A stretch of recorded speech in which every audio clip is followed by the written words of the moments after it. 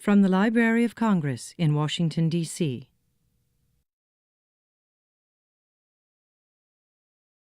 I'm here to introduce John Bemelmans Marciano, whose grandfather, Ludwig Bemelmans, created one of the most beloved characters in all of children's literature, the smallest one, Madeline.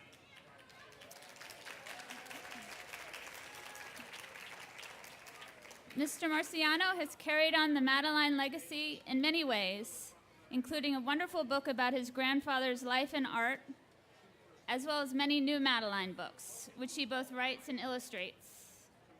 Mr. Marciano has two new Madeline books out now, a young reader called Madeline and Her Dog, and a book called Madeline at the White House, which his grandfather actually began working on about 50 years ago when John F. Kennedy was president. There are wonderful scenes in it of Washington, and it's great to have Madeline in our neighborhood. John Marciano has also written picture books like Delilah and There's a Dolphin in the Grand Canal that have nothing to do with the Madeline books, and he's written two nonfiction books for children, Aponyponymous, The Forgotten People Behind Everyday Words, and Toponymity, an atlas of words. He will be signing books from 4:30 to 5:30 today. Mr. Marciano visits us from Brooklyn, New York, where he lives with his wife and daughter. Please help me welcome John Bemelmans Marciano. Oh, thank you so much, Abby. And that was, I think, the first time ever I've been introduced, and all the names have been right. My own and my books, Anonymous and Bemelmans, are not the easiest names in the world. I want to thank all you guys so much for turning out to hear me speak. I'm going to be reading both of these books at some point, so I'd love for any kids who want to come up and get close and get a good seat to come up front. Come on, don't be shy. Don't be shy, please. So while you guys are coming up, let me tell you a little bit about my family's history. My grandfather, a lot of people come up to me and start speaking French, which always makes me feel bad because I don't speak French. My grandfather did speak French, but he wasn't from France. He actually grew up he was born in northern Italy, and then he spent his youth in Germany, and he emigrated to America when he was a teenager. He got the idea for Madeline when he took my mom, when my mom was 2.5 years old, he took her on a trip to Paris. And he made this incredible scrapbook for her. Do any of you guys have parents who make scrapbooks for you? Yeah, a few people. Anybody here like to scrapbook? Anyone? My grandfather made this amazing scrapbook with, these beautiful, the old ocean liner tickets and schedules. And he has these photographs of my mom dressed with the hat and the bows and the dresses, and she's in front of the Eiffel Tower, and she goes to the zoo. Although there's no tiger, it's actually an elephant. And I don't know if she said poo-poo. But when my grandfather got back, he went to a place called Pete's Tavern, which still exists in New York City, and he, on the back of the menu, wrote the lines in an old house in Paris that was covered with vines, lived 12 little girls in 2 straight lines. Or that's at least the story he always liked to tell. So in a way, I grew up with Madeline as my mother. The character has always been amazingly important to her. She always instilled that Madeline as a paradigm of good values with us, that she was brave and courageous, and she was never fussy.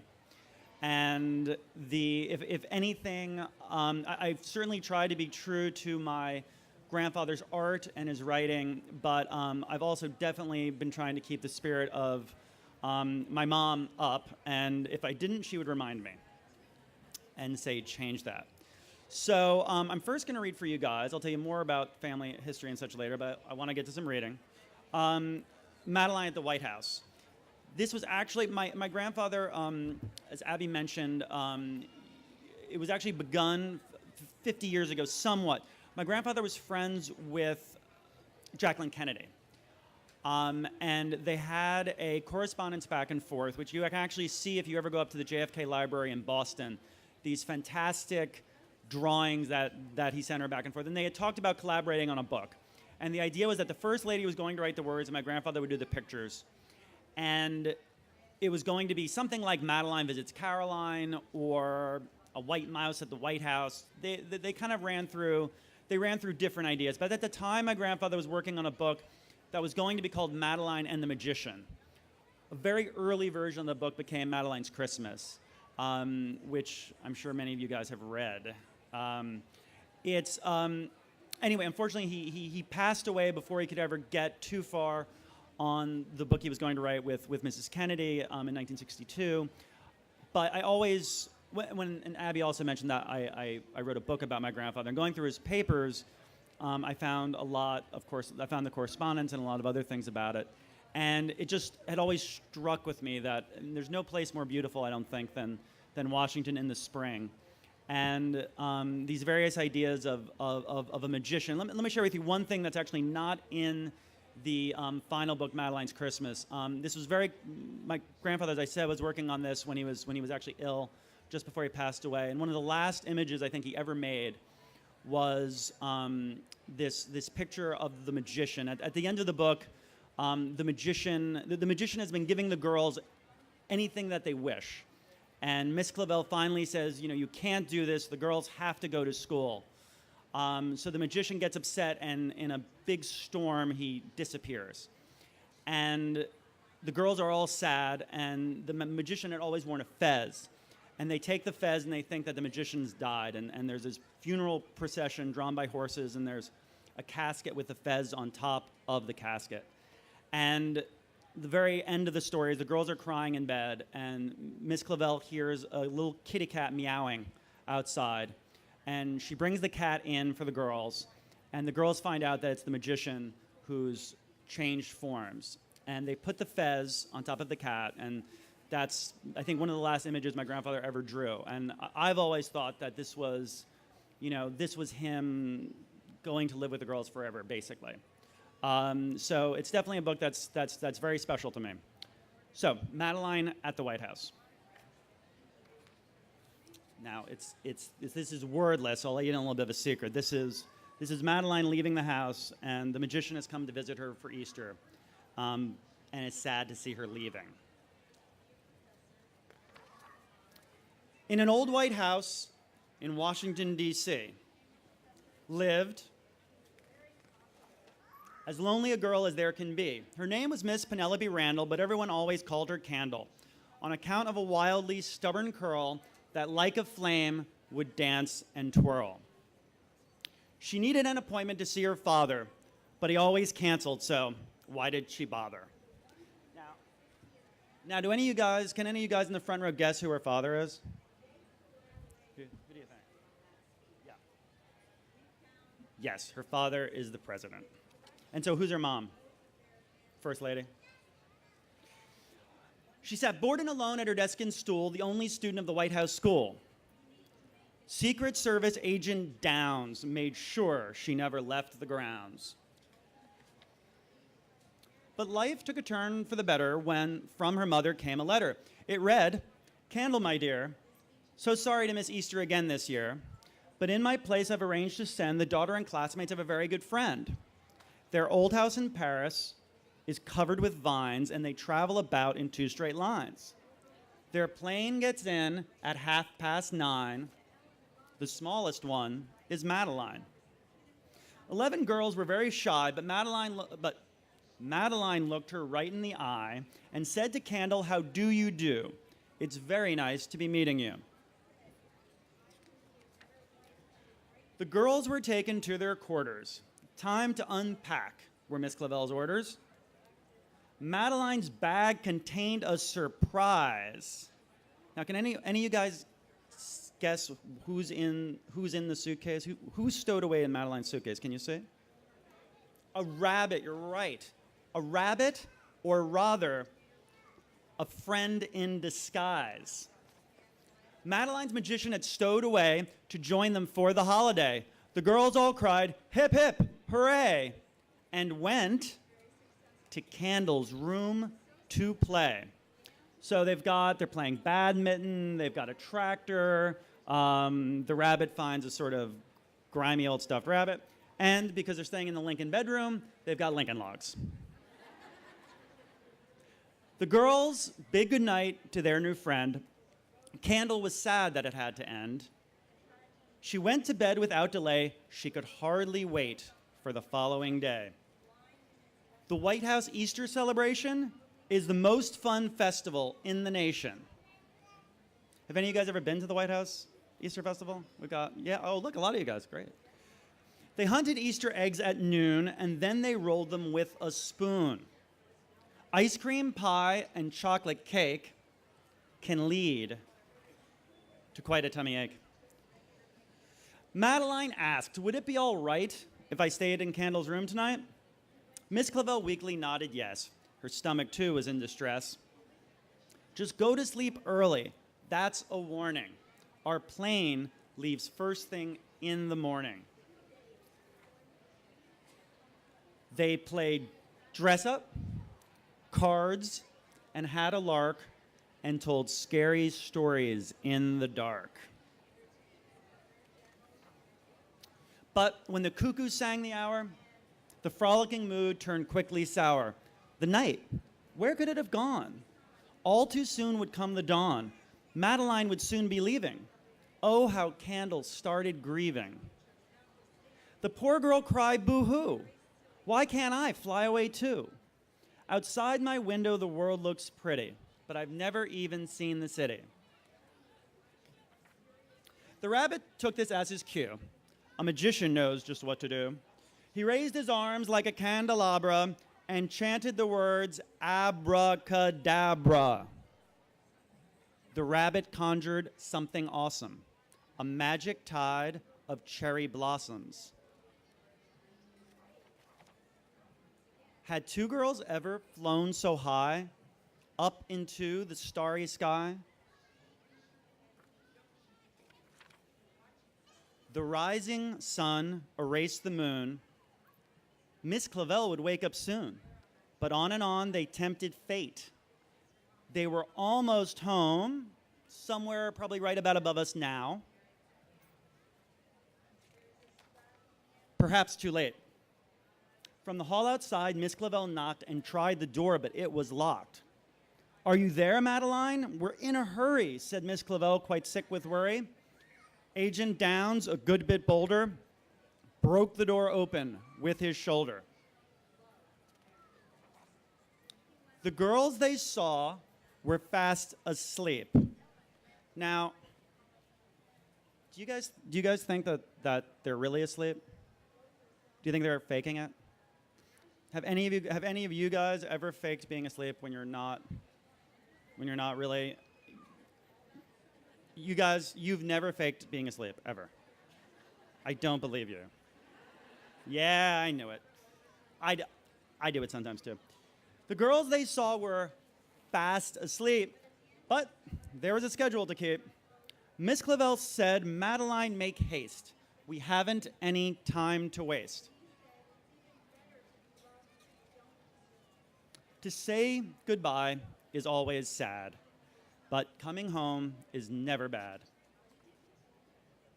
Miss Clavel came in that night and checked the girls by candlelight.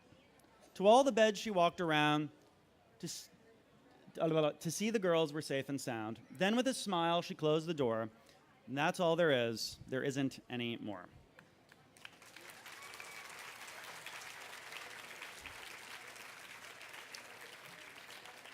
So let me just tell you guys a couple of the little details in the book. On the end papers, I always love, my grandfather always did something great on the end papers, and it's one of the most fun things because you can just draw what you want to, and it doesn't have to fit into the story.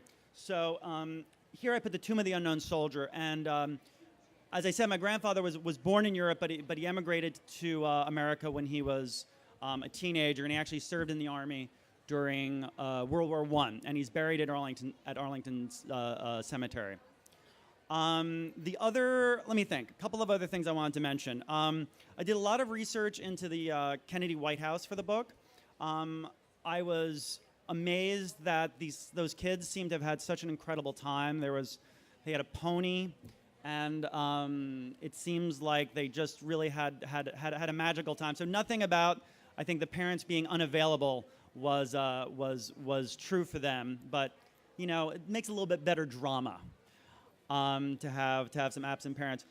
The one thing that I did take from Caroline's life was there was actually a White House school, and it was a kindergarten for Caroline and for about, I think, a dozen other kids in the neighborhood. And I came and I did a signing of Politics and Prose, and somebody actually came who had gone to the school with Caroline and brought the class picture, which looked like every other class picture from the 60s, which I thought was just a really incredible thing. So to talk a little bit more about sort of what it's like to carry on, my grandfather had a very particular writing style. His first language, one thing that's amazing, he didn't actually speak any language without an accent. He did not have a first language.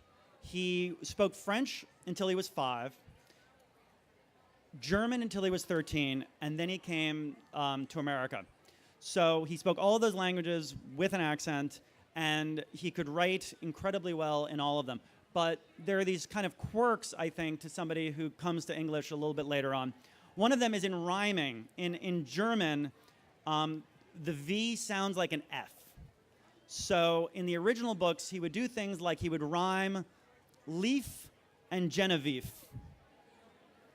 And I can only imagine how his editors must have been like, no, in English that doesn't rhyme. We need something else. But my understanding is that my grandfather was as stubborn as my mother. It's such a magical, the opening of the book in an old house in Paris that was covered with vines, lived 12 little girls in 2 straight lines. Beyond just what I think is so wonderful about those opening lines is it tells a whole story in and of itself.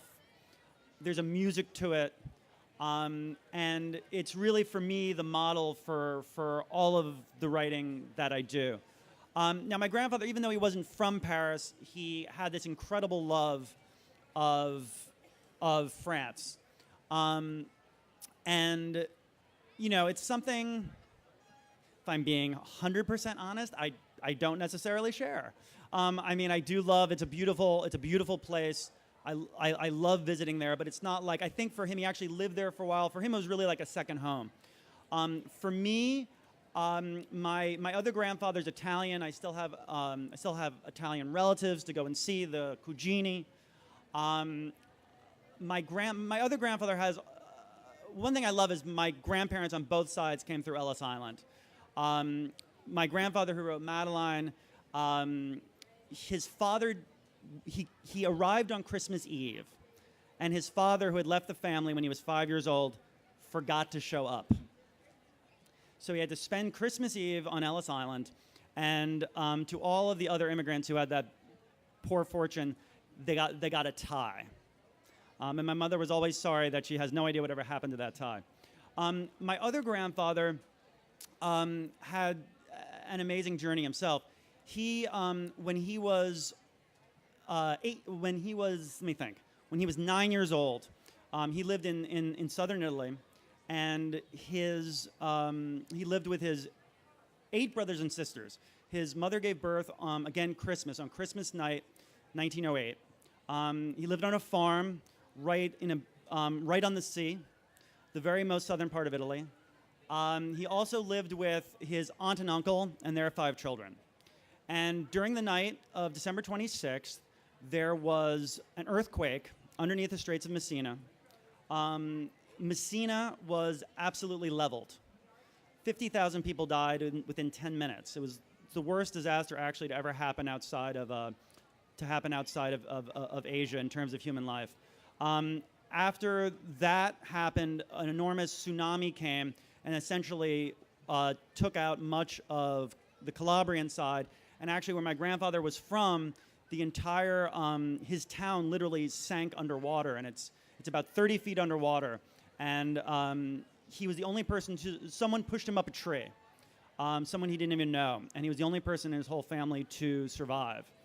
And one of the amazing things about it was he said that he always believed he was born under a lucky star because he survived. And I thought, wow, I was like, wow, people were really built differently back then to think that. And on the 100th anniversary a few years ago, I went back and I sought out my Italian relatives, and I talked to people who told me about their parents' experiences. I read newspaper accounts and books about it, and what I found out that was not the way that people necessarily felt. There were people who never recovered from that experience, and that it was really that you react one way or the other. And the way that he reacted was to just fight the rest of his life and move to America and start a business, start a family, start over. So I'm very proud of both sides of my family. And I moved back to Italy for a time. I wanted to. My father was from a generation, and I guess my grandfather was from a generation where you move to this country, you forget the old country, you don't, except for the food. You still eat well, but you're going to learn Italian. You're going to learn English. You don't need to learn Italian. So I wanted to move. I wanted to move to Italy, learn the language, and get somewhat back in touch with the culture. And so I really feel like if I have a second home, it's Rome, where I lived for a couple of years, and still like to go back and visit as much as possible. So for me this was actually the first Madeline book that I wrote and illustrated myself. I really want it to be something that I knew and loved as much as my grandfather did Paris. So, for my second book, Madeline and the Cats of Rome. And actually, I know and love cats.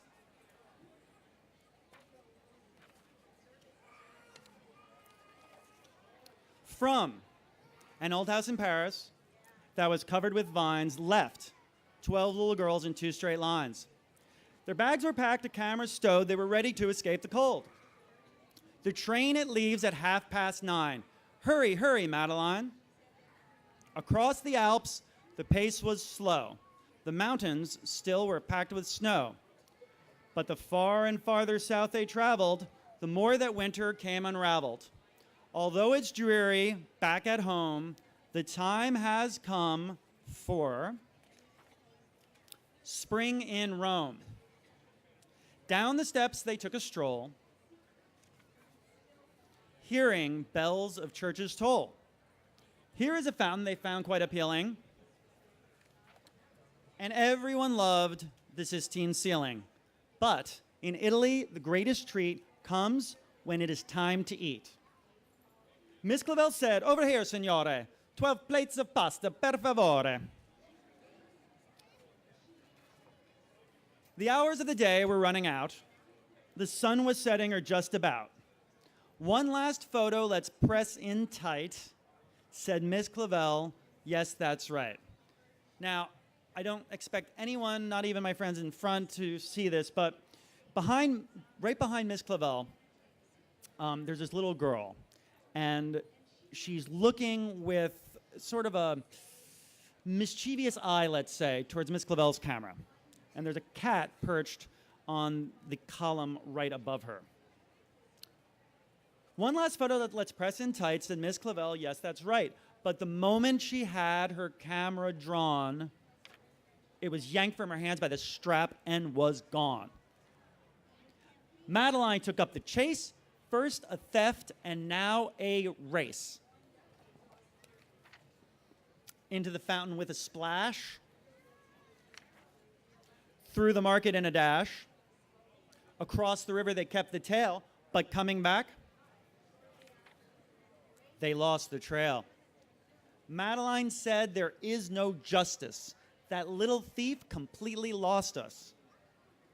Just then, a cat, seeking some affection, arched its back in Madeline's direction. Madeline said, "My, what a nice kitten." Her dog, however, was of a different opinion. "Genevieve!" Madeline yelled, too late. She had followed that cat through a locked-up grate into a house about to fall down, found in the poorest part of town. Madeline pushed the door. It creaked. Is anyone there? She asked as she peeked. From somewhere deep in the shadowy dark, she heard Genevieve's whimpering bark. Then Madeline saw, to her great surprise, those shining, staring, glaring eyes. They were cats. Cats. Look at them all. There were cats on the sofa, cats in the hall, cats coming out of a hole in the wall. Then a voice behind her, clear and strong, said, "You have come where you don't belong." Madeline turned to her disbelief to see that it was the camera thief. "Yes, 'tis I, the thief, Caterina, protector of the Colonia Felina. We are the orphans of the street, these cats and I. So that we may eat is the reason why I steal from you tourist passers-by." Madeline said, "While I applaud your charity, let me say this with clarity. Stealing is wrong. No matter the cause, you may not like it, but those are the laws." "Well," Caterina said, "it is easy for you to judge and to scold, for what do you know of hunger and cold? Here is your camera. Now don't be slow. Just take your well-groomed mutt and go." Well, the two of them left in a hurry, but now they had a different worry. What was the name of their hotel? How would they find dear Miss Clavel? Well, they wandered around the streets of Rome as it started to get darker and darker and darker, until they came across this man and his daughter. And the woman came up behind Madeline and said, "Little girl, would it be a bother to photograph me with my father?" But the picture Madeline took was the portrait of a crook. And in the picture, you can see little Caterina reaching into the man's wallet, into his pocket, pulling out his wallet and waving to Madeline. "Hey, Madeline, thanks for the assistance, Caterina yelled, running into the distance. The victims were stunned. The both of them hollered. But lo and behold, the thief got collared. "Gotcha," said the cop as he seized her. "And don't forget her accomplice either." Meanwhile, Miss Clavel was at the court filing a missing persons report. "That's the second case I've heard today of children who have gone astray. Their daughter, too, has disappeared. I'm sad to say the worst is feared." Just then, in came two criminals walking slow, their noses sniffling, their heads hung low.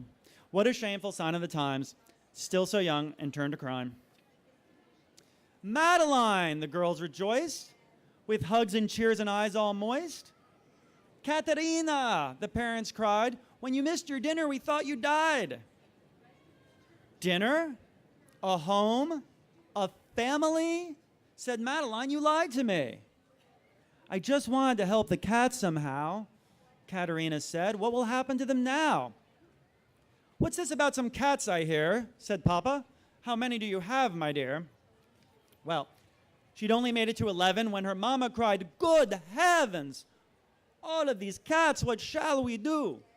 Not a person had a clue until Madeline had the inspiration for how to solve the situation. First, a complete evacuation. Then, a rescue operation. So they put up this sign that says "Cats to Adopt" in 3 different languages, and they gave away all of the cats to good homes to families who had come to Italy from around the world. So, an orange tabby was bound for Brazil, a calico for Notting Hill. 2 more would be meowing Russian. Off to Stockholm went their cousins. Cacio Pepe, a spotted kitty, would make his way to New York City. Another, missing half his tail, was flying home to Israel.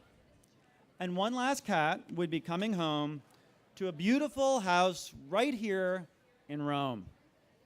My parents are letting me keep this one. Thanks, Madeline, for all you have done. Her cat let out a happy meow, and now, dear reader, we bid you ciao.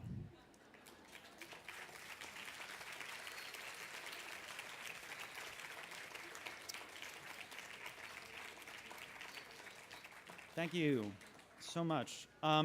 So I wanted to just a couple of the little details of the book. One thing, I was so fascinated living in Rome. I moved there without knowing anybody, and as a serious cat lover, which is a cat lover to my wife's chagrin, who's a dog person, I was amazed that there were these cats everywhere. And there is, in the Piazza Argentina, which is right in the center of the city, in the 1920s, they excavated this ancient temple complex.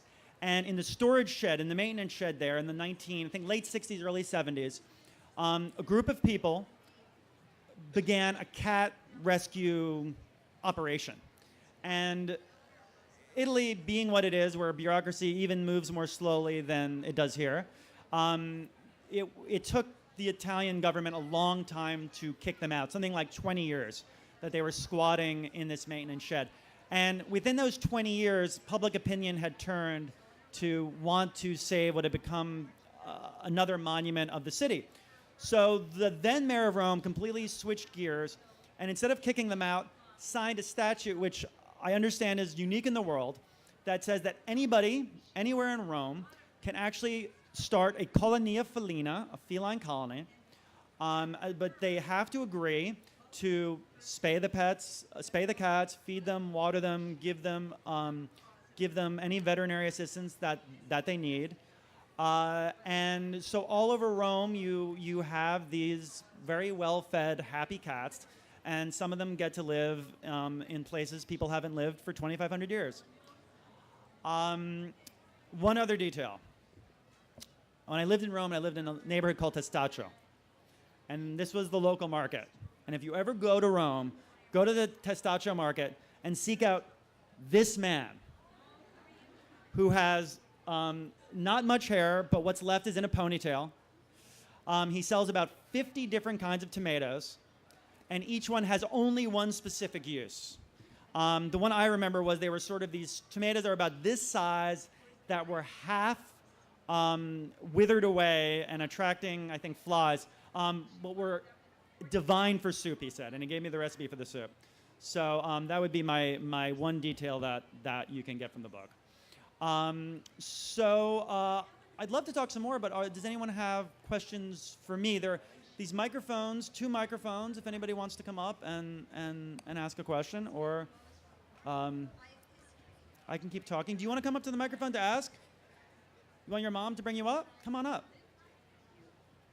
I, by the way, have a 2.5-year-old daughter myself, who there was something about doing the White House book that, with my grandfather having had a 2.5-year-old when he did it, and then me having one, was really a special thing. And she had the cowlick that went up like a flame. Hi. So what's your question? Why did they call the little girl Candle? They called the little girl Candle because she had this cowlick in her hair, and because her hair is kind of like yours. It's blonde, but also a little bit of red in it, so it really looked like a flame. Now, do you want to come ask a question? No? Or are you just scratching your head? Just scratching your head. Anyone else? Oh, here, I think we have somebody coming up to ask something here. Did your grandfather know that you were continuing the books? No, actually, my grandfather passed away before I was even born. He passed away in 1962, and I was born in 1970. Yeah. What made you decide to do it? Well, I was researching. I have to admit, my love of drawing came from. Do any of you guys like to draw? Yeah. Do you guys like to write your own stories and draw as well? Like, well, what do you guys prefer to draw, or do you prefer to write? Drawing? Who likes drawing more? Okay, and who likes writing more? Okay, so like pretty evenly mixed. I was definitely I loved coming up with stories, and I loved superheroes. I loved Batman, Robin, Superman, all of that stuff. And I just kind of had this so I learned to draw by just taking the comic books, and I actually learned to draw out of frustration. I couldn't believe that I couldn't just see something and then duplicate it and create it. So that's how I learned to draw. I went to college and studied art history, so I had for a while these dreams of becoming a painter. Then I worked for a while in multimedia. Back this this ancient technology called CD-ROMs once existed. And I worked in CD-ROMs. Suspiciously, almost exactly the same as an iPad, but a little clunkier. When I was doing that, and then I moved. I was living in Vancouver at the time, and I actually moved back to New Jersey, where my grandmother had kept all of my grandfather's stuff ever since he had passed away, and a lot of it had never been looked at. And I was I'd always been interested in my grandfather, but I read all of his books, I read his letters, I looked at his sketches, his photographs, and I thought it was such an incredible wealth of information. So much of it had never been published. Guys, most people don't know this. In his era, he was actually as much known for his adult work, some of which is still in print. He also wrote movies. He was a very successful painter who had exhibitions in museums. I mean, he really did just an incredible amount of things. So I wanted to, bridge the people who knew him from Madeline to sort of show the entire world of what he did. But what I found was I actually found in his flat files, which I said I really don't think had been looked at for 30 years, a few books that were works in progress. And one of the works in progress was a book I think it was called Madeline in Texas or something like that. And it was a fairly complete manuscript, and that became the first book that I did. I did the illustrations for that. And then the other book that I found that I really loved was a book called Silly Willy, which is actually going to be my next picture book. My grandfather did his first love. What he really wanted to be was a cartoonist, and he did a comic strip in the late 1920s called the Nutty Knights or Count Bric-a-Brac, and beautiful illustrations, but it was frankly like almost indecipherable. I mean, not funny. I think it ran in about two newspapers, and then it faded from existence. But he always loved doing the comic strips. And he did another one called Silly Willy for a magazine for kids called Young America. And I don't know if any of you guys know Sid Hoff. He did Danny the Dinosaur. He actually did the comic strip right below Silly Willy. So anyway, he had this idea right before Madeline to turn Silly Willy into a book. And it's just the most fantastic book. The book is about a seal and his trainer, and they work in vaudeville, and they kind of have this miserable life, and then the trainer inherits a bunch of money, and they spend the night on the town, and they quit the theater, and, well, a lot of stuff happens. But anyway, it's, I think, one of my grandfather's really best works, and I'm going to do the illustrations for that, and that's actually my next project. Anybody else have any other questions? Do you have a question? I had a delightful time once visiting Bemelmans Bar in the Hotel Carlisle. Yeah. Have you been there, and do you know how it came to be? Sure, the Bemelmans Bar in the Hotel Carlisle. My grandfather had a remarkable talent for getting things for free, or in exchange.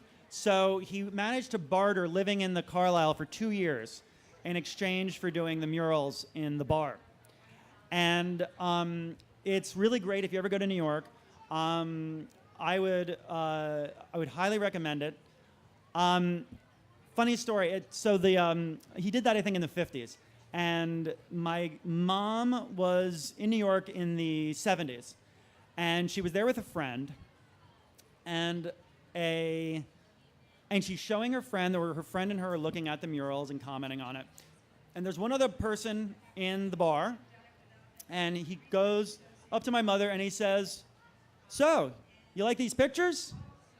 And she says, "Yeah, I think they're really good." And he says, "Well, I drew them." And she says, "Really? Well, I really like this one over here. And what were you thinking when you drew this one?" And, gives him more and more string. And then at the end says, "It's so funny. I always thought that it was my father who did these drawings." And the guy said, "Of all the dames in New York City to try that line on."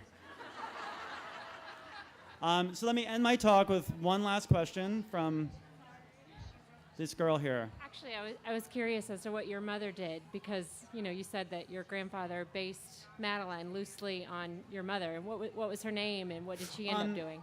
my mother's name, well, much to my mother's chagrin, her name was supposed to be Madeline, but her 8-year-old aunt liked the name Barbara, and my grandmother, being the most accommodating person in the history of the world, changed her name to Barbara. But my mom is one of the great storytellers that I've ever listened to, and